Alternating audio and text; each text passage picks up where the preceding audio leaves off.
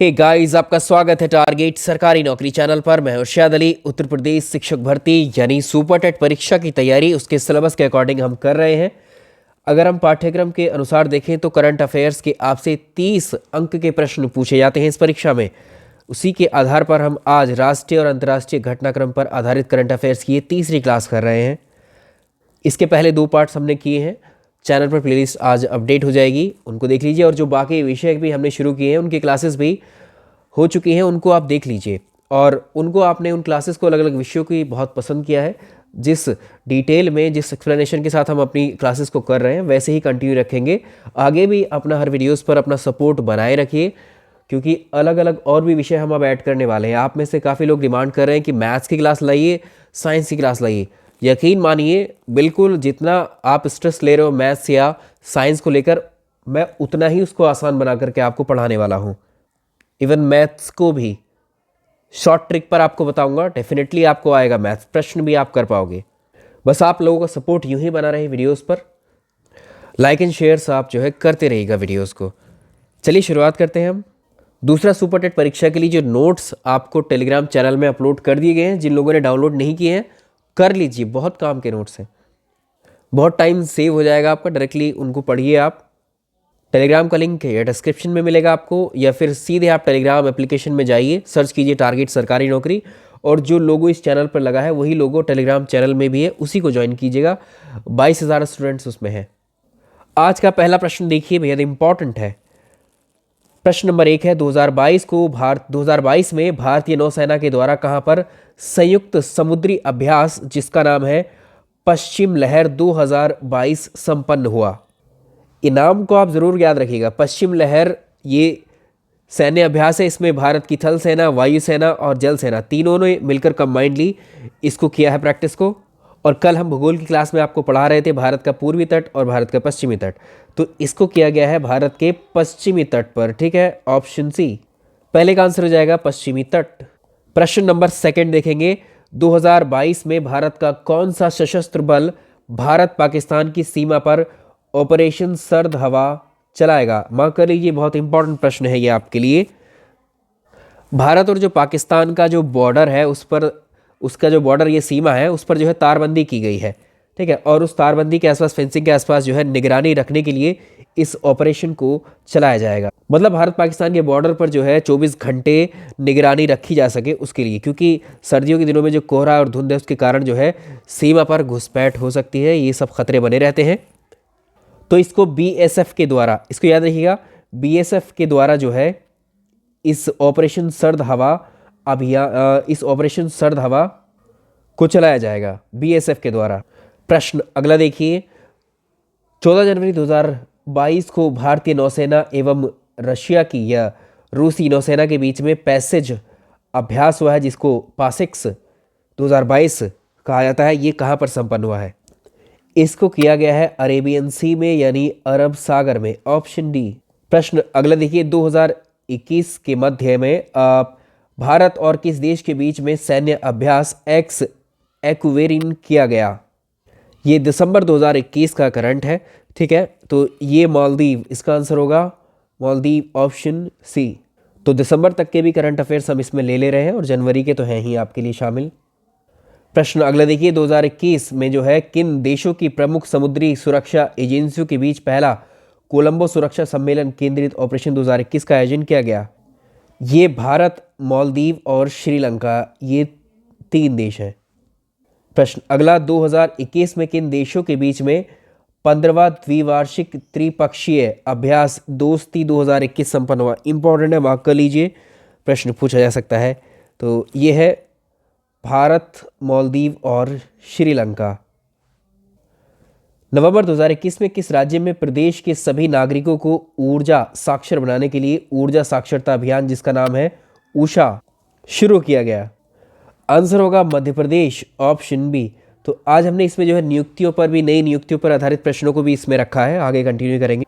प्रश्न अगला देखिए। 2021 के मध्य सशस्त्र बलों और अन्य सुरक्षा संगठनों का बहु एजेंसी अभ्यास जिसको सागर शक्ति कहा गया है किस राज्य में संपन्न हुआ था? यह है option A, Gujarat, option A, Gujarat. प्रश्न अगला 2021 के मध्य भारत और यूनाइटेड किंगडम के सशस्त्र बलों के बीच में पहली त्रिसेवा कोंकण शक्ति 2021 का समुद्री चरण कहाँ आयोजित हुआ था? ये भी अरेबियन सी में ही हुआ था। ठीक है, ऑप्शन ए। अब आ जाते हैं हम अपने जो व्यक्ति चर्चा में रहे हैं जो व्यक्ति, उन पर आधारित प्रश्नों करेंगे। 2022 को Guinness book of world records के द्वारा विश्व के सबसे बुजुर्ग व्यक्ति कौन है जिनका निधन हुआ है अभी? स्पेन के रहने वाले सेट निर्नो डी ला फुएंटे, जो कि स्पेन के रहने वाले हैं, इनकी अभी मृत्यु हुई थी और इनकी जो उम्र थी 112 वर्ष।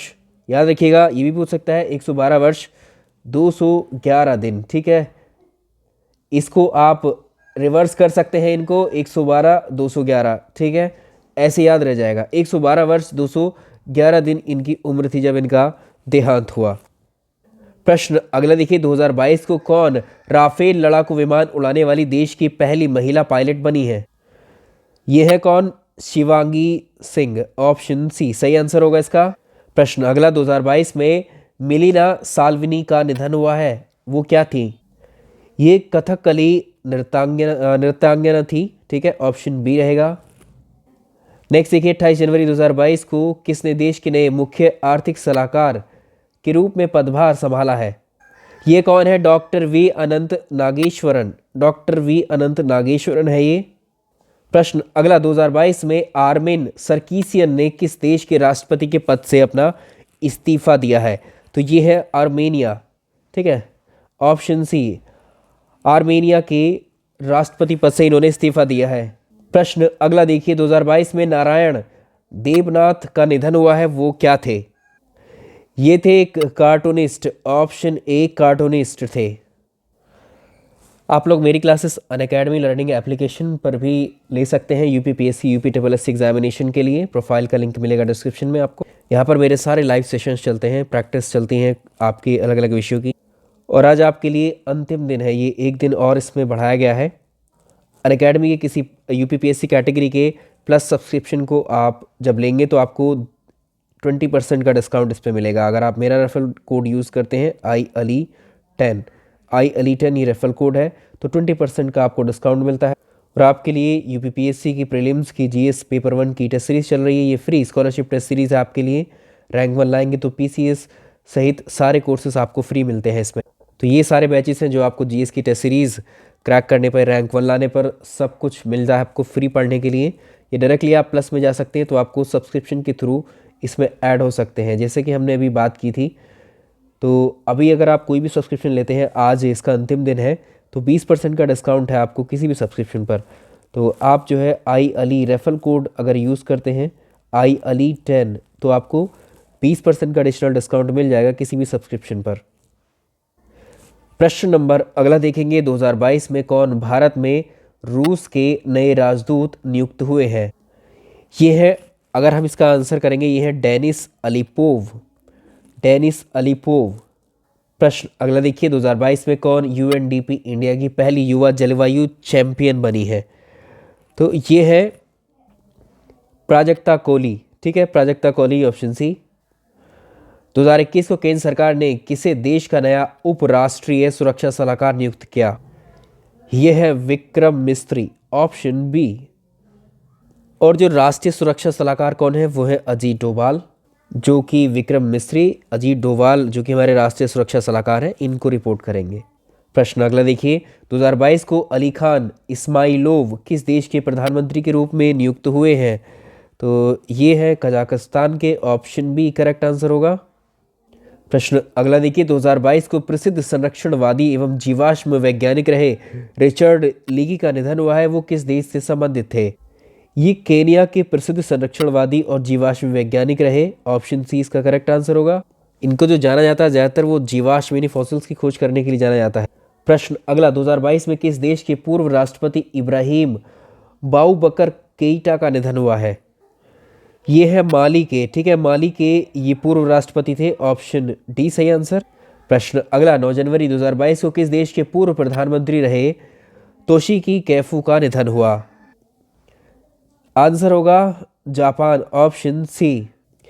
प्रश्न अगला, 26 दिसंबर 2021 को दक्षिण अफ्रीकी रंग विरोधी और मानव अधिकार कार्यकर्ता डेसमंड टूटू का निधन हुआ है, उन्हें किस वर्ष नोबेल शांति पुरस्कार से सम्मानित किया गया था? इंपॉर्टेंट क्वेश्चन है ये भी। और इनको भारत में गांधी शांति पुरस्कार से भी नवाजा गया था। बात है 1984 की ये, ठीक है, वर्ष 1984 में इनको नोबेल शांति पुरस्कार दिया गया। प्रश्न अगला देखिए, जनवरी 2022 में किसने संघाई सहयोग संगठन एससीओ के नए महासचिव के रूप में पदभार संभाला है? यह है कौन? झांग मिंग, ठीक है, Zhang Ming, option B. SCO जो संगठन है इसमें कुल मिलाकर कितने देश मेंबर हैं? ये भी पूछ सकता है। 8 देश इसके सदस्य देश हैं।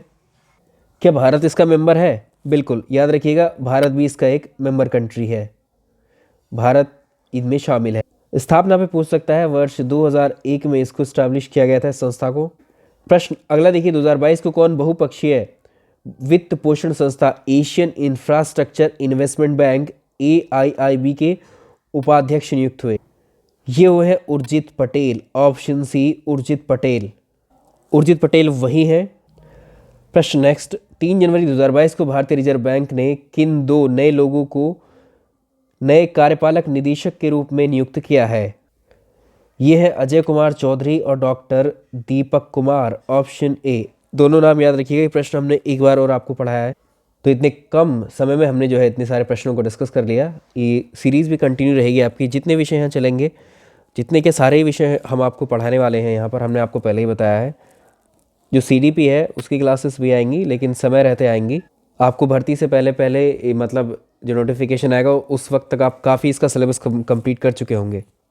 अभी आप लोगों का सपोर्ट अगर और इन पर ज़्यादा और बेहतर और बढ़ जाता है, मतलब जो नंबर ऑफ़ व्यूज़ हैं, स्टूडेंट्स जो देख रहे हैं इन क्लासेस को, क्योंकि क्लासेस एक ही क्लास में आप देखोगे ना, तो इन क्लासेस के बाद आपको ज़रूरत नहीं पड़ेगी कोई दूसरी बुक उठाने की, कोई रेफरेंस पढ़ने की। इसीलिए मैं बोल रहा हूँ आपसे बार बार, तो इससे इनक्रेजमेंट मिलेगा, एक तरीके से हमारा भी उत्साह बढ़ेगा कि हाँ आप लोग पसंद कर रहे हैं, तो और ज़्यादा उससे आपको ज़्यादा क्लासेस आपको देनी चाहिए। और सारी जो क्लासेस या सब्जेक्ट हैं वो एक ही पैटर्न पर होंगे, मतलब बहुत डिटेल्ड होंगे और आपको बहुत आसान लगने वाले होंगे एकदम। मतलब हो सकता है पहले आपने ना पढ़ा हो, लेकिन वो बहुत आसानी से आपको समझ आएंगे। जिनको दिक्कत भी हो रही है, बेसिक से शॉर्टकट जितनी भी पॉसिबल चीज़ें हैं वो सारी मैं आपको डिलीवर कर दूंगा इसमें। बस आप लोग का सपोर्ट यूँ ही बना रहे। चलिए इस वीडियो में इतना ही रखते हैं, मिलते हैं सेकंड वीडियो में आज के। Thank you so much.